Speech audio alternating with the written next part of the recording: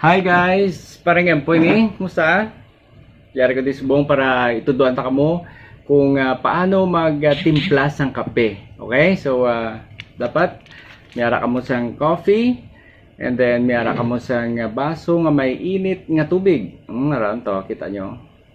Init. Okay, so dapat iabrehan ninyo. Sorry, wala ko gunting. Abrihan ninyo. Skin ano lang ang kape butang nyo diyon, mas nami kung 3-in-1.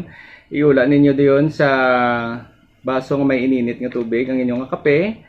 Tapos since wala si paring empoy sang tinatawag naton nga stirrer or kutsara, i-fold nyo ang inyong sachet sang kape kag yamon mo niyo. Muna siya gamiton yung lugay. Tapos nyo lugay, papahigaron nyo siya, sigado ninyo kay man pilit na tilawan nyo din ninyo ang table, tilawan ninyo kung okay na, tama na, wala na chance ang magbalik. Sana sinabi mo dahil di ko alam ano bang nagawa kong mali.